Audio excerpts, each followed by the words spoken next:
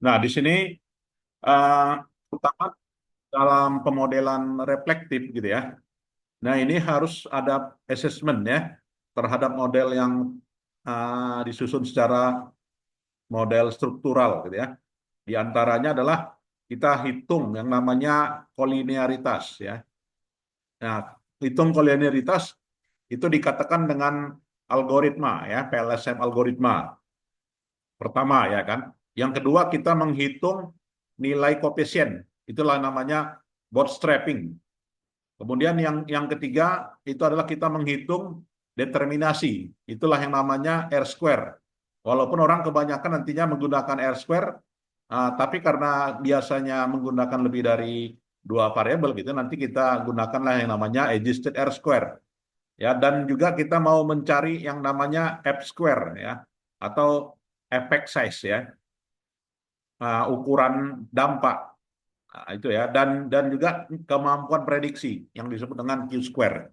Nah, ini yang dikatakan dengan pemodelan struktur, gitu ya, penilaian model struktur. Nah, untuk melihat keandalan, gitu ya, indikatornya adalah indikator uh, keandalan konsistensi, gitu ya, keandalan dari konsistensi internal.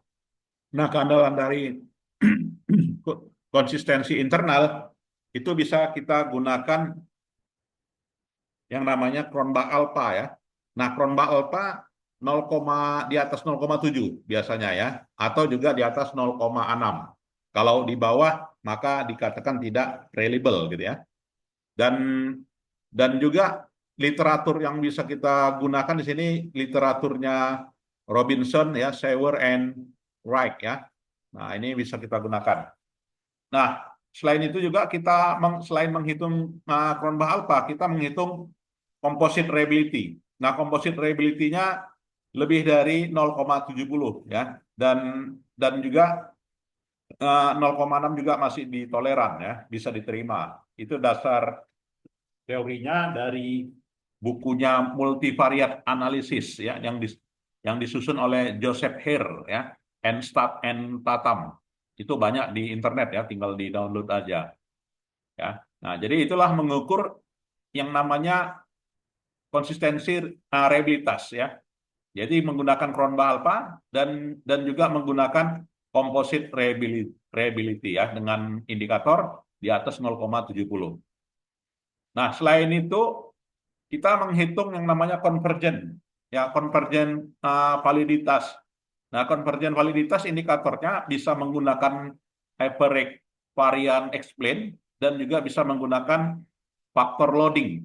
Nah, AP itu syaratnya adalah minimal 50 ya, atau di atas 50%. Nah, itu yang namanya AP. Jadi kalau di bawah bagaimana? Ya, tentu saja ada permasalahan ya, tidak terpenuhinya validitas konvergen AP ya kan. Nah, maka harus di atas 50. Dasarnya dari bukunya Hare dan juga Cornell ya. Nah, ini dari Cornell and Laker tahun 81 ya. Dan juga loading factor. Nah, loading factor itu berapa indikatornya? Nah, loading factor itu harus di atas 50 ya, di atas 50. Ada juga literatur yang menyatakan antara 0,4 sampai 0,7 gitu ya. Nah, antara 0,4 sampai 0,7 di sini memang udah standar minimal lah. Jadi memang minimal ya 0,50 lah ya dari literaturnya Hare dan juga Hare ya. Dan juga dihitung yang namanya Forner-Laker creation. Jadi Forner-Laker creation di sini adalah akar dari nilai AP ya. Jadi akar dari nilai AP itu diharapkan nilainya di atas nilai korelasi ya. Itulah yang namanya Forner-Laker. Kemudian menghitung nilai cross loading. Nah, di mana nilai cross loading di sini didasarkan pada indikator dari nilai outer. Ya, jadi nilai outer itu dia diambil dari nilai cross loading ya.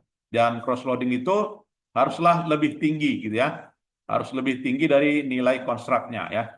Kemudian HTMT, criterion dihitung ya. Nah, ini pada Smart PLS versi 4 ya. HTMT itu kurang dari 0,85 dan HTMT itu kurang dari 0,90.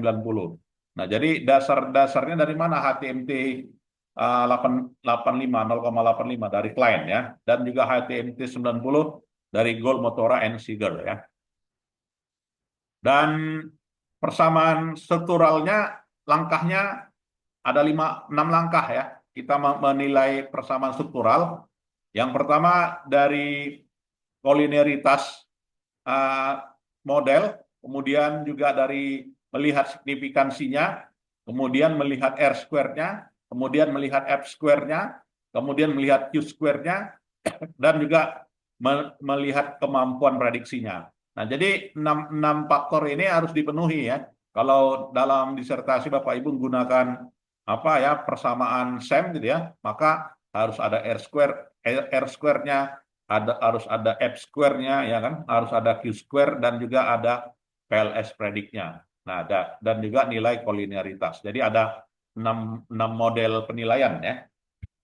Dan ini wajib ya, wajib dalam pemodelan struktural ya. Nah, kita lihat masing-masingnya sekarang ya. Bagaimana ini yang dikatakan dengan pet coefficient itu, kemudian R square itu, F square itu, kolinearitas itu, dan juga Q square itu. Dan untuk R square gitu ya, itu yang namanya koefisien determinasi. Nah, apa maknanya koefisien determinasi itu gitu ya? Artinya sejauh mana ya variasi variabel dari independen mampu menjelaskan variabel dependen. Nah, itulah yang namanya koefisien determinasi ya. Dan koefisien determinasi apabila kita menggunakan lebih dari satu variabel, lebih dari lebih dari satu variabel, maka kita menggunakan coefficient of adjusted determination. Nah, jadi yang adjustednya yang kita ambil ya dari keluar dari output itu. Nah, ini dasarnya dari mana? Bukunya Hare ya. Silakan dari bukunya Hare. Jadi indikator determinasi itu tinggi, rendah gitu kan, sedang dari mana? Nah, dari bukunya Hare itu nyatakan kalau determinasinya 0,75 itu level keyakinannya ya, level of acceptance-nya 0,75 ya. Nah, itu substansial. Kalau antara 50 dapatlah R square adjusted R square-nya 50 berarti moderate. Tapi kalau 0,25 berarti weak ya, rendah. Nah, ini lemah. Dan untuk nilai F square apa indikatornya? Nah, F square itu kalau yang besar udah dapat 0,35 ya, nilai F square-nya dari output dari Smart PLS-nya ya. Kemudian kalau dari nilai medium ya 0,15 ya ke bawah. Ya, kemudian kalau rendah 0,2 ke bawah ya dari bukunya Hare 2014 dan dari bukunya Cohen ya bisa di-download. Nah, untuk kolinearitas itu kita hitung dari nilai varian inflation factor ya. Nah, jadi kalau varian inflation factor itu VIP katanya kan, itu menghitung kolinearitas kan, kurang dari 0,33 dan kurang dari 0,5 ya kan. Nah, kalau kita bacanya orang sering menggunakan bukunya Ghazali gitu ya, 0,5 dia kan, nah, ya 0,5. Jadi bisa level dua pendapat ya. Ada menurut dia Martopoulos ini 0,33 ya kan. Kalau menurut Rogerson 0,5. Jadi boleh aja Bapak Ibu gunakan 0,5 ya. Dan 0,33 juga boleh, tidak ada masalah. Dan Q square, nah Q square itu ya kita gunakan yang namanya Stone-Grazer. Ya Stone-Grazer Q square predictive relevant. Nah, nilainya artinya di sini nilainya semakin mendekati satu gitu maka makin bagus ya.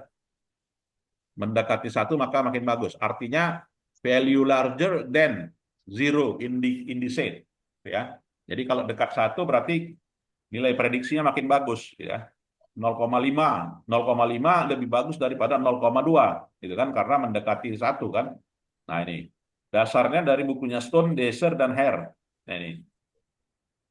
Nah, inilah kalau mau kita lihat penilaian convergent validity itu gitu ya. Jadi ini bobot-bobot dari dimensi ada dari indikator itu nilai loading faktornya 0,7 gitu kan. 0,8. Nah, ini kan semuanya di atas 50%, di atas 60% ya.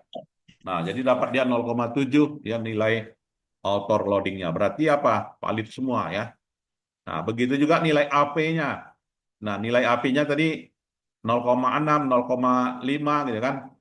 0,6 ya, di atas 0,5 dia tadi kan. Kemudian juga si E-nya gitu kan. Cross cross cross loading-nya 0,7, 0,8. Berarti di sini terpenuhinya semua derajat validitas ya. Dan untuk nilai diskriminannya, gitu ya, validitas diskriminannya dia di atas 0,6 ya. Terlihat dimensi ATT, nah, semuanya di atas 0,6 ya. Kemudian DHP di atas 0,6. Nah, tidak ada yang di bawah 0,8. Ada ya satu ya. Ada satu misalnya PBC 3. Nah, kalau dia PBC 3 ini dapat 0,43. Maka apa langkah yang dilakukan? Hapus ya. Nah, boleh dihapus atau boleh tambah sampel diuji ulang lagi gitu kan. Nah, jadi cross loadingnya 0,4 itu ya di bawah. Atau kalau memang di 0,4 udah mendekati 5 ya boleh ambil aja gitu ya. Kalau 0,3 udah pasti hapus gitu ya. Dan Porneleker ini, nah itu tadi ya di atas 0,7 tadi kan. Di atas 0,6 ya. Nah, 0,81, 0,76, nah ini dia. Artinya validitas diskriminannya terpenuhi. Nah, kemudian juga menilai HTMT tadi gitu ya. Nilai HTMT-nya eh, variabel Y1, variabel Y2 ya, variabel Y3 gitu ya. Nah, ini terlihat tadi ada 0,85, 0,90. Nah, semua variabel hubungan antar variabel ini nggak ada yang memenuhi gitu ya dari validitas diskriminan kalau kita menggunakan HTMT. Nah, kalau varian inflation faktornya, nah kalau dia inner varian Y2-nya misalnya, Y2-nya tadi berapa nilai varian dikatakan kolineritasnya rendah, kolineritasnya tinggi ya. Kalau misalnya ada 0,33 ya, ada 0,5. Nah, jadi berarti di sini menunjukkan di atas semua ya, karena 1,74 ya, 1,623 ya, itu semuanya eh, ini semuanya di bawah ya, di bawah dari 0,3 dan juga di bawah 3 dan di bawah 5 ya. Nah, ini. Jadi dikatakan terjadi permasalahan kolineritas ini kesimpulannya ya. Nah, kesimpulannya ini. Sedangkan F square, nah F square itu dia 0,8 ya kan untuk Y1 ke Y2 gitu kan 0,008 rendah ya. INT ke Y2 0,002 rendah ya. Jadi semuanya rendah ini.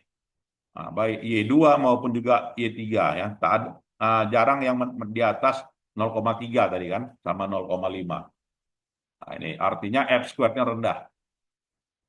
Nah, R square ya kita lihat adjusted R square ya. Ini 0,4, 0,3 berarti rendah kan variasi hubungan antara variabel independen terhadap variabel dependen, kemampuan variasi menjelaskannya 0,4 ya di bawah. Ya, kemudian juga menghitung validitas tumpang tindih. Ya, Q square. Ya, Q square-nya 0,2, 0,236 gitu ya. Kemudian juga penilaian model struktural gitu ya. Nah, jadi penilaian model struktural dihitung dari nilai signifikansi. Nah, nilai signifikansi gitu ya, dilihat dari nilai P value ya. Nah, P value. Nah, selain dari P value kira-kira menggunakan apa lagi Bapak Ibu?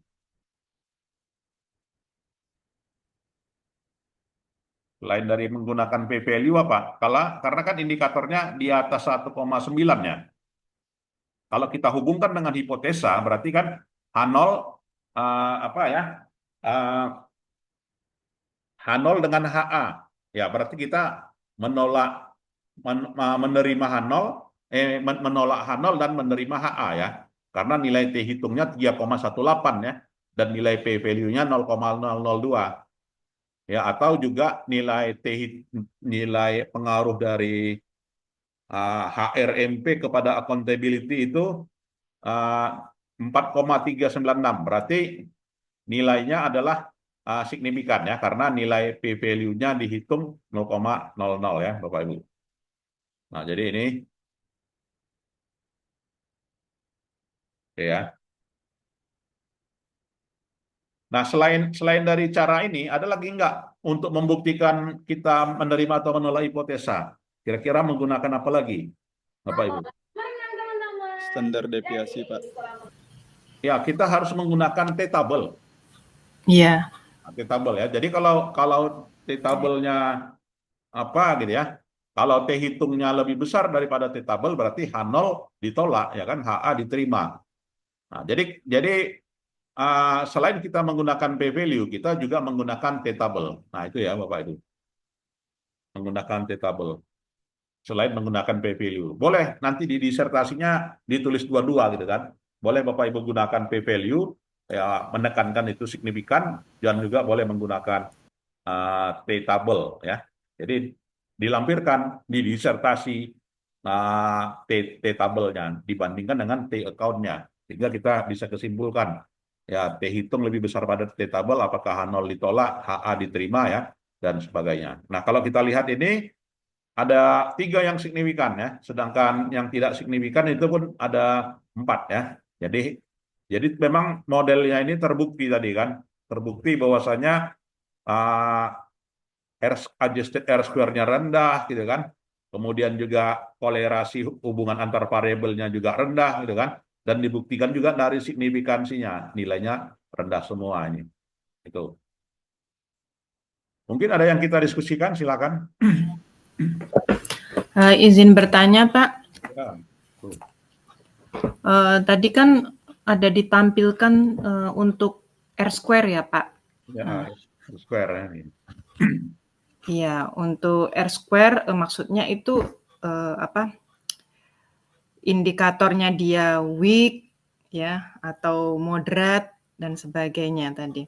Nah, tadi kan disebutkan R square nilai weak itu apabila nilainya kalau nggak salah saya 0,25 ya, Pak. Iya, R square. Nah, ini kan sering itu kita ya. Ya. Iya kan sering juga kita jumpai kan Pak penelitian dengan R square yang lemah gitu. Nah, ini kira-kira bagaimana Pak kalau seandainya kita menemui data rupanya R square itu levelnya di weak. Apakah ada yang bermasalah dengan datanya atau kita harus mengulang lagi atau bagaimana? Ya, Begitu juga sebenarnya kalau nilai F juga Pak. Ya, tadi kan ada juga kan weak, moderate kalau nggak salah. F square-nya ya. Untuk F square-nya gitu. Kira-kira bagaimana kalau kita menjumpai data seperti itu? Nah, jadi sebenarnya baik itu R square maupun juga adjusted R square itu kita ingin menentukan sejauh mana fit atau tidak fitnya model gitu kan. Artinya apa? Fit atau tidak fitnya model gitu kan. Dalam hal ini tidak berpengaruh besar. Yang besar itu apa? Karena kan kita mau menguji hipotesa kan. Karena kita mau menguji hipotesa apakah kita terima teori atau tidak, maka yang kita andalkan itu adalah signifikansi antar variabel. Nah, jadi mau nilai variasi hubungannya rendah atau kemampuan prediksinya rendah, tetapi variabelnya berpengaruh signifikan gitu ya, dan dibuktikan dari nilai p-value-nya gitu ya. Nah, ini yang paling penting gitu ya. Jadi rendahnya adjusted R square atau rendahnya Q square atau rendahnya F square itu tidak terlalu dipermasalahkan. Yang jadi masalah apabila ya ini ya nilai P value-nya ini semuanya warna merah. Artinya di atas 0,05.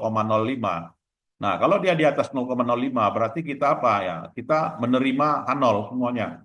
Kalau dia menerima H0 kita tidak sejalan dengan teori ya kan? Tidak sejalan dengan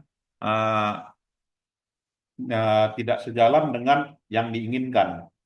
Jadi yang masalah itu adalah apabila menemukan ini semuanya merah. Ya, sementara baik itu adjusted R square walaupun rendah nggak masalah. Begitu juga Q square, F square ya, kemampuan prediksinya rendah dan kemampuan variasi hubungan antar variabel mampu menjelaskan terhadap variabel dependennya rendah nggak masalah gitu ya. Tetapi masalah apabila kita semua menolak hipotesa. Nah ini, itu Bu. Ya. Maaf Pak, sekali lagi Pak. Ya, jadi yang apabila adjusted R-square rendah, tidak masalah. Hmm. Apabila nilai Q-square rendah, tidak masalah. Apabila nilai F-square rendah, tidak masalah. Yang menjadi masalah apabila menghitung P-value. signifikansi. Nah, Ya. signifikansinya merah semua.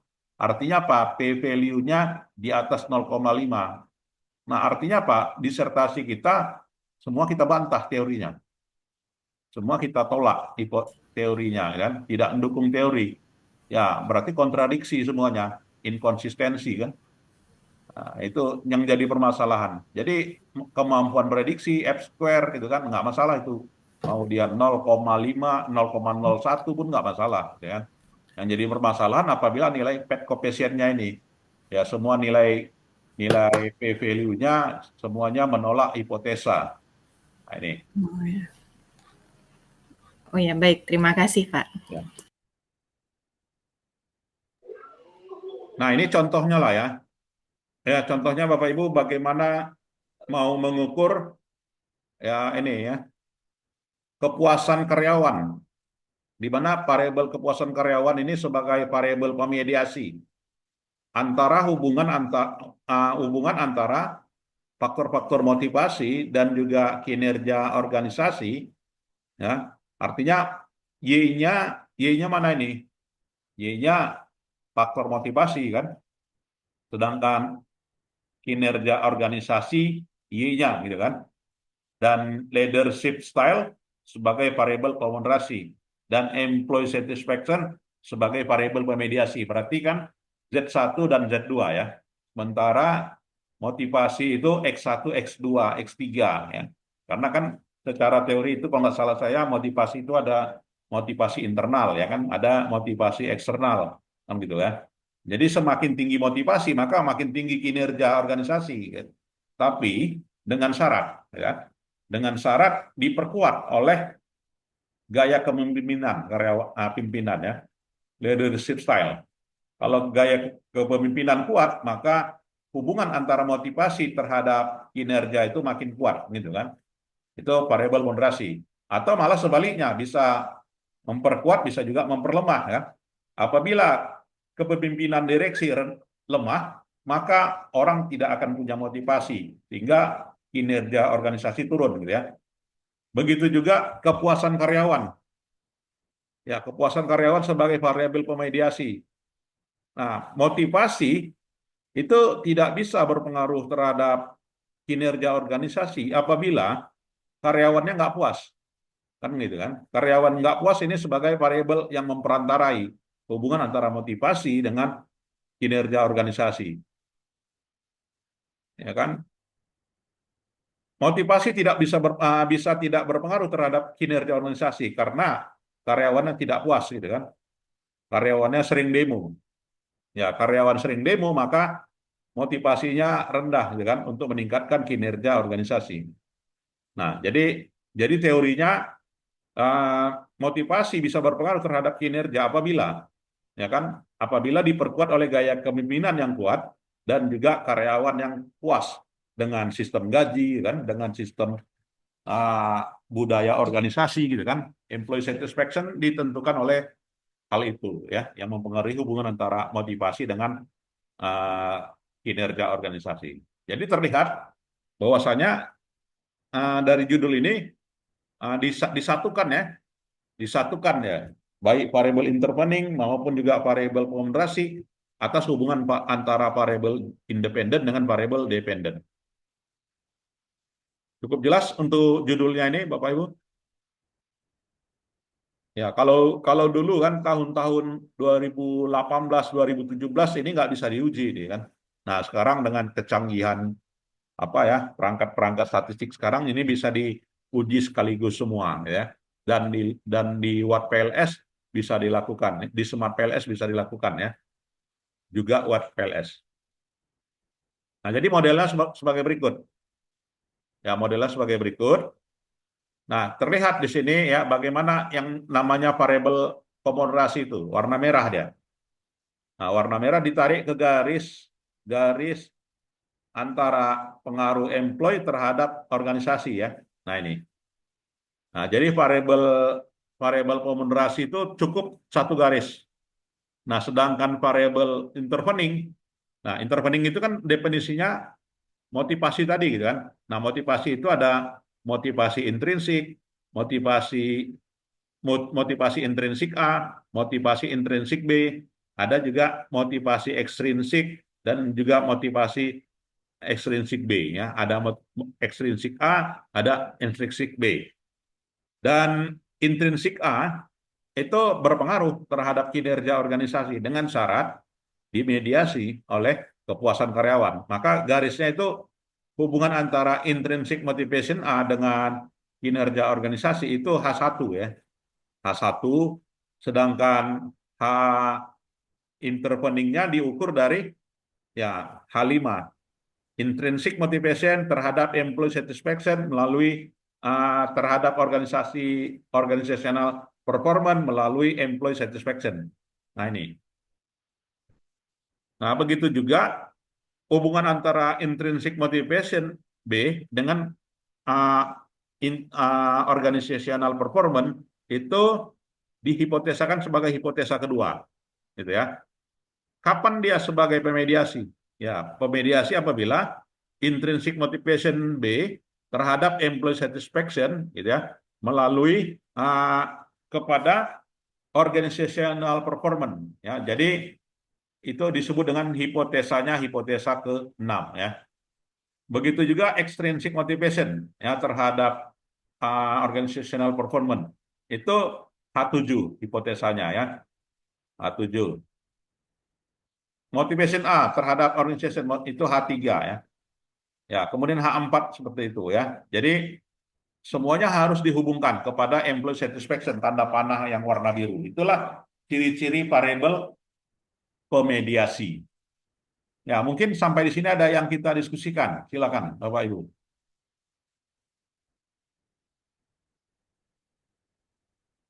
Nah, dan nantinya kita menghitung pengaruh tidak langsungnya itu dengan langkah ditambahin ya. Ditambahinlah antara H9 gitu ya. H9 dengan H5. H9 dengan H5 ya. Dan kemudian juga ditambah lagi H9 dengan H6.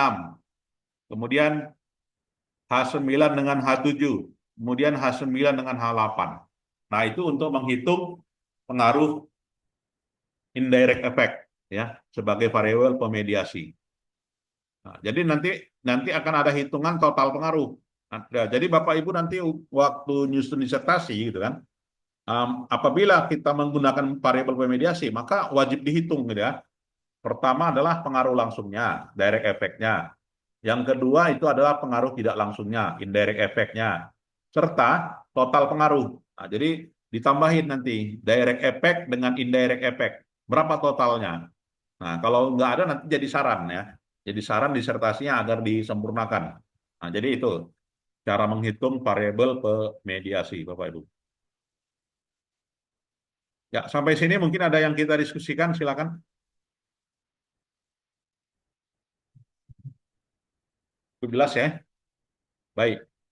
Nah, jadi hipotesanya dimunculkan ada 14 hipotesa dia. 14 ya. Nah, ini kalau di riset kualitatif nggak ada ini. Tapi kalau di riset kuanti akan ada hipotesa. Nah, jadi ini 14 ya.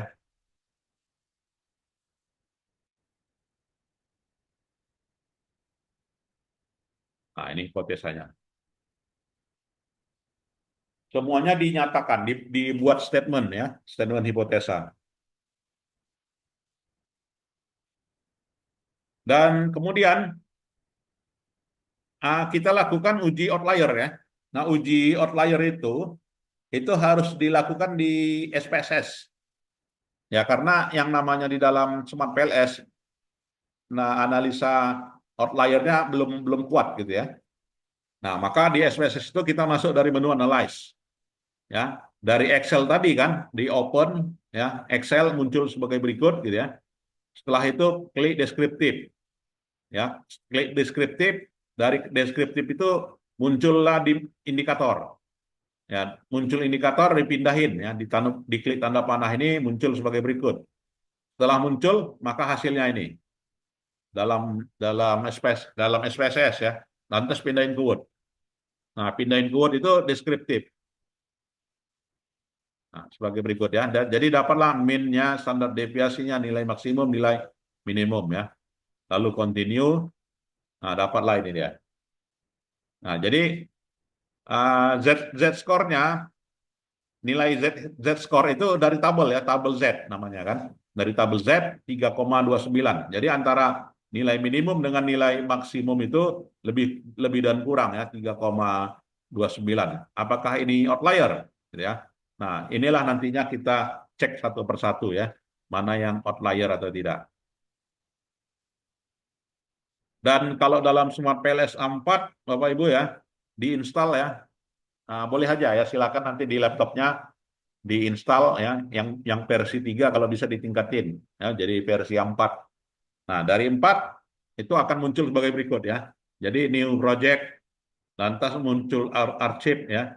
Nah, dari archive itu ambil data ya kan, ambil data dan nantinya masuk semua. Kalau nggak masuk berarti ada data yang zero gitu ya.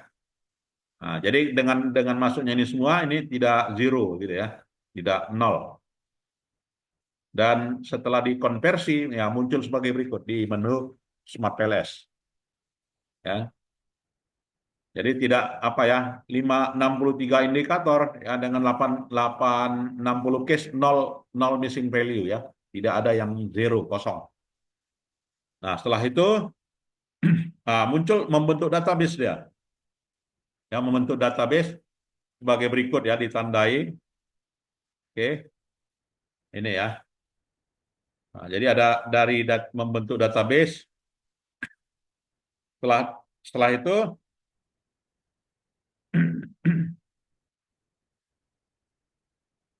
ya, setelah itu pilih workspace.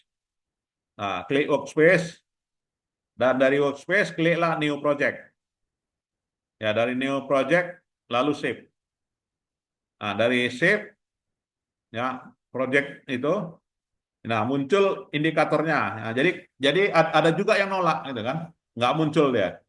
Nggak muncul karena apa? Ya karena waktu tabulasinya itu ada yang tidak terbaca ya kan, antara uh, transfer dari Excel kepada .sub gitu ya.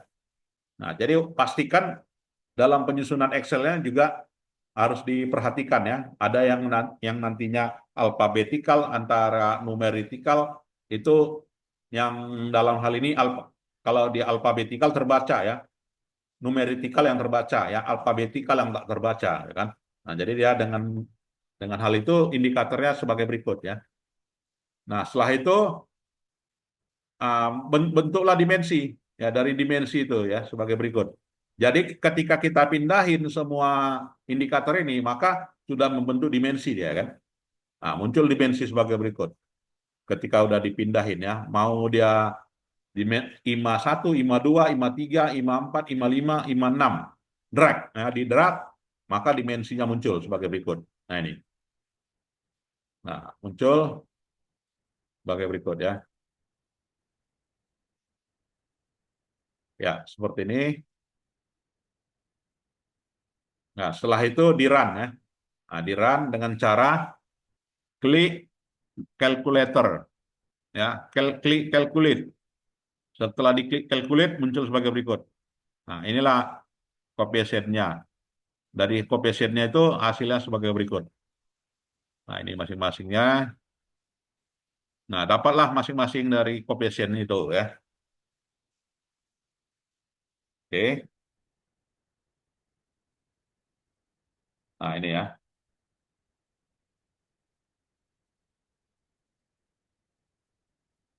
Oke. Nah, setelah itu muncul output ya, dari muncul outputnya kalau kita bayar lisensi ya kan, maka kita masuk menu Excel ya. Kita klik Excel maka jadilah Excel ini. Saya ada video tutorial apanya ya, cara membeli lisensinya. Nanti saya share ke kelas ya.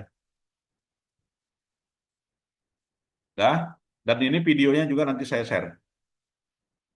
Ya, kemudian kalau kita klik graphical output, nah grafik, gitu ya. Artinya format JPG nanti kita pindahin. Nah, kalau kita klik apa ya, Cornell-Laker criterion, nah inilah dia Cornell-Laker criterion tadi, gitu ya, nilainya. Ya, apakah sama dengan kriteria yang kita bahas di depan, gitu ya? Nanti, nah, ini diteliti oleh peneliti ya. Kemudian memilih loading vector, cross loading. Nah, ketika kita klik cross loading akan muncul sebagai berikut ya. Kemudian kalau kita klik yang namanya keto trade monotrade ratio, gitu kan. Nah, di 0,8 0,85 tadi gitu kan. Nah, inilah dia hasilnya ya. Kemudian mau kita klik inner model, nah inilah hasilnya. Kemudian mau kita klik penomoran number ya sebagai berikut hasilnya ya. Nah, ini ya. Ya, semua outputnya itu bisa ditampilkan ya. Dan bedanya itulah tadi, kalau nggak lisensi kita, outputnya ini ya dalam bentuk JPG ya.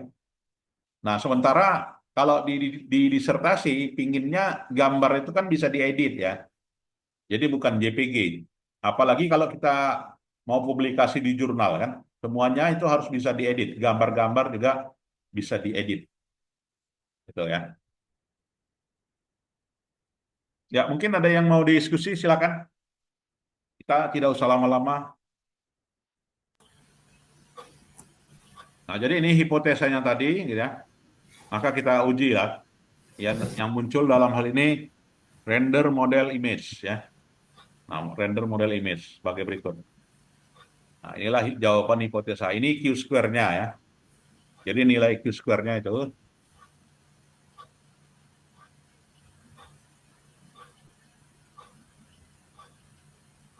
Oke ya, jadi tugas di rumah, silakan kalau Bapak Ibu punya data ya, datanya sekitar 200 halaman gitu ya. Nah, coba 200 observasi atau 200 isian. Nah, coba diuji gitu ya. Pemoderasi, pemediasi ya, dan pemoderasi dan pemediasi dihubungkan dengan contoh kita ini, yaitu menguji hubungan antara independen terhadap dependen yang dipengaruhi oleh variabel pemediasi dan juga dipengaruhi oleh variabel pemoderasi. Silakan di tes di rumah ya, tugas ya. Pak, Baik, izin ada bertanya, yang Pak. mau kita diskusikan? Pak, izin Ya, bertanya, Pak. iya Bu.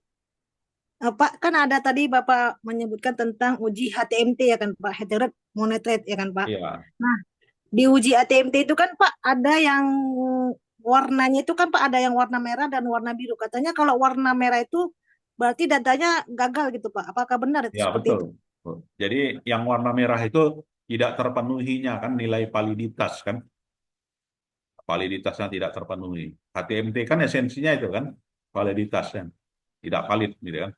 Berarti kalau merah kita ganti data lah, Pak, ya, merubah Betul data Bu. dari Ya awal kita ya kan, Pak. kita buang indikatornya atau kita tambah data ya. Nah ini kan dia biru hijau semua ya, bagus ya. Nah, ini dia. Kalau ada yang merah kita nambah data ya, atau kita hapus indikator. Nah Terus karena dia kalau ini yang hijau iya, Pak. maka aman semua. Terus kalau misalnya kita di bagian p-value-nya Pak seperti uji apa namanya Pak? Bootstrapping namanya ya Pak.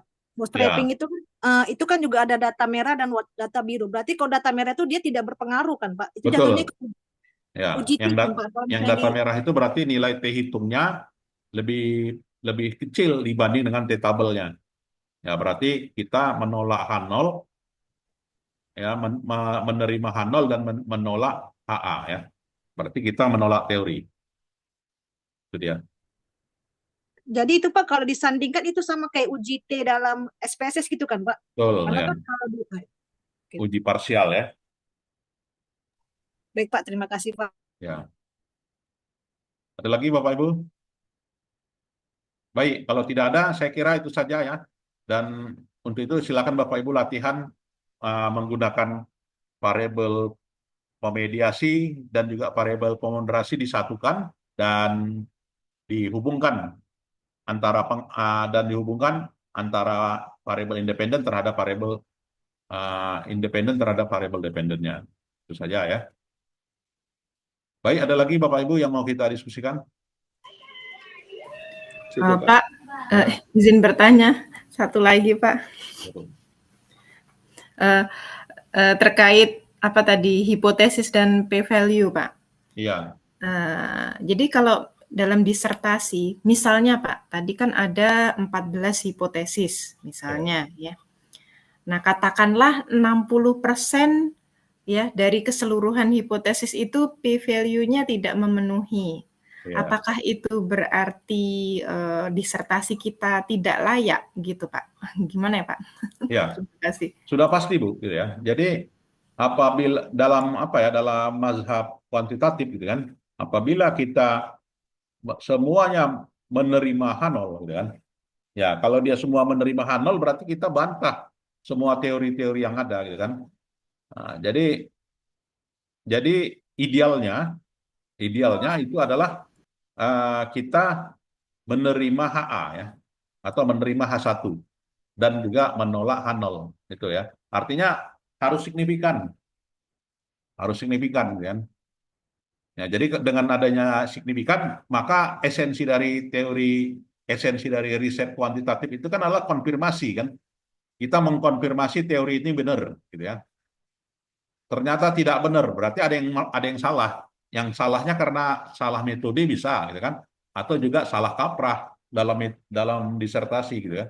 Salah kaprahnya disebabkan ya sampelnya kurang gitu kan, atau variabel yang kita tanyakan itu memang bukan orang itu yang relevan untuk menjawab gitu kan.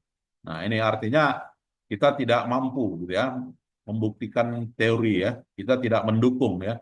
Semuanya kita inkonsisten dengan teori. Itu esensinya, Bu. Jadi kalau menurut Bapak gitu kan, minimal toleransinya berapa persen itu p-value yang tidak diterima itu Pak, yang tidak memenuhi? Di bawah 0,05, Bu. Jadi kalau di bawah 0,05 berarti kita dukung teori semuanya.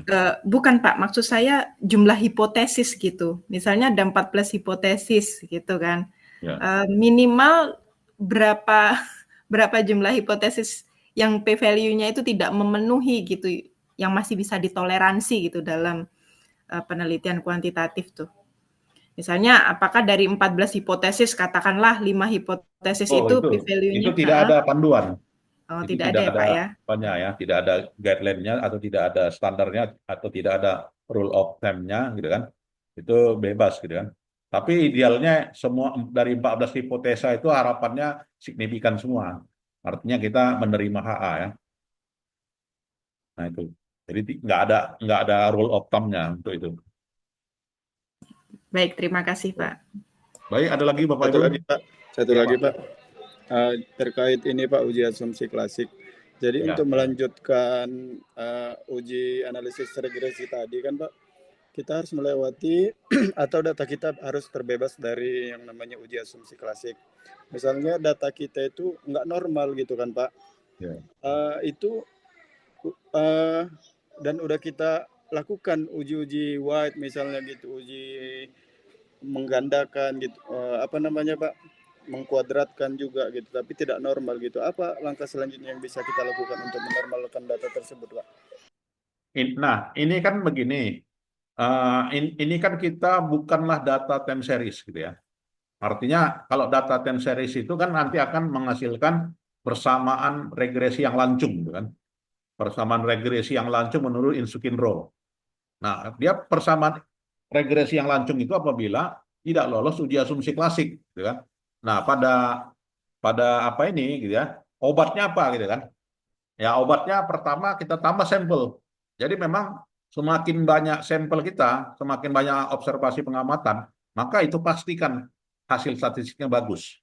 Nah, jadi Bapak Ibu nanti jika ingin nyusun disertasi, Pak saya sampelnya 30, oh itu kurang ya. Idealnya Bapak sampelnya 1.500. Misalnya observasinya adalah auditor yang tergabung pada kantor akuntan publik di seluruh Indonesia melalui saluran kuesionernya IAPI, Institut Akuntan Publik Indonesia, gitu kan. Mereka lah yang menyebarkan Nah, ternyata yang isinya itu 1.700. Nah, itu bagus ya dari sisi hasil statistik. Nah, jadi terdapat koliniaritas ya, hubungan antara jumlah sampel dengan hasil signifikansi atau lolos atau tidaknya uji asumsi klasik. Tapi untuk persamaan ini adalah persamaan struktural ya, bukan persamaan regresi. Nah, jadi bedakan antara persamaan struktural dengan persamaan regresi. Ya, karena ini bukan data time series. Yang dikatakan regresi itu kan gitu ya. Nah, ini adalah persamaan terstruktur gitu ya, di mana dari setiap indikator, dari setiap variabel itu terdiri dari beberapa indikator-indikator ya, yang sifatnya abstrak, yang sifatnya unobserved variable gitu ya. Nah, jadi dalam hal ini intinya adalah validitas dan reliabilitas gitu ya. Jadi kalau nggak terpenuhi validitas dan reliabilitasnya, maka gawat ini. Ya kan, terbuang banyak indikatornya. Jadi terbuang dari banyak indikatornya berarti ada bobot-bobot pertanyaan itu yang memang bukan orang itu yang jawabnya. Misalnya kita mau tanyakan pendapatan nelayan ya atau kehidupan nelayan, tapi kita tanyakan sama penarik becak gitu ya. Berarti kan tidak terpenuhi unsur keandalan dari kuesioner gitu kan. Harapannya ya kalau kita ingin survei desa nelayan ya maka jangan kita tanya sama driver angkot gitu kan, ya harus sama nelayan. Nah, sehingga terpenuhilah derajat validitas dan derajat reliabilitas gitu ya. Jadi esensi dari persamaan struktural ini adalah validity and juga reliability ya. Internal validity atau juga external validity atau diskriminan validity tadi ya. Nah, itu Bapak ya. Lagi? Pak izin, boleh satu Nah, lagi Pak? ya Bu. Pak maaf, mungkin agak di luar konteks ya Pak. Ya. Kan ini terkait validitas dan reliabilitas. Menurut Bapak, saran Bapak kalau dalam disertasi itu kita menyusun angket, apakah harus kita menggunakan angket penelitian sebelumnya, referensi terdahulu, atau boleh kita membuat angket versi kita sendiri ya Pak ya? Itu Ya, bagaimana? untuk disertasi itu kita dianjurkan untuk menggunakan kuesioner yang sudah pernah digunakan oleh peneliti sebelumnya. Itu dia ya. Jadi kalau misalnya kan kita meneliti apa ya, budget partisipatif, gitu kan? Nah, budget partisipatif itu udah jelas, ya kan? Uh, ada teorinya, gitu kan? Teorinya dan sudah dibuktikan oleh beberapa riset-riset sebelumnya itu udah jelas indikatornya. Jadi jangan kita susun lagi kuesioner di luar itu. Ya, nah, jadi apabila kita susun kuesioner lagi di luar itu, maka kuesioner itu tidak turun dari teori kan. Sementara kan kita ingin butir-butir dari indikator itu mampu menjelaskan grand theory, middle theory, dan juga applied theory. Gitu ya. Nah, jadi nggak sembarangan itu. Bahwasanya butir-butir kuesioner itu memang asalnya dari applied theory dan dari middle theory. Nah, itu. Jadi nggak usah kita susun lagi lah. Karena harus jelas nanti justifikasi indikator itu turunnya dari dimensi mana, ya kan? Turunnya dari teori mana. Misalnya tadi motivasi, gitu kan? Motivasi itu ada motivasi dari dalam, motivasi dari luar, ya kan? Itu udah jelas teori motivasi Maslow, misalnya kan? Atau teori motivasinya Heisenberg, atau teori motivasinya Harold Domar, gitu kan? Itu udah jelas teorinya semua, dan itu butir-butir pertanyaannya. Nah, itu saya kira. Jadi memang wajib kita bersandar dari riset sebelumnya. Itu. Baik, terima kasih Pak. Baik, saya kira itu saja. Pak, izin bertanya lagi Pak, satu aja Pak. Boleh, Bu Santi. Pak, saya ingin bertanya Pak, yang kan kalau kita kan uji dalam SPS itu kan ada namanya uji normalitas Pak. Nah, kalau di Smart PLS itu ada juga uji normalitasnya Pak. Kan biasanya Ya. dia gitu Pak.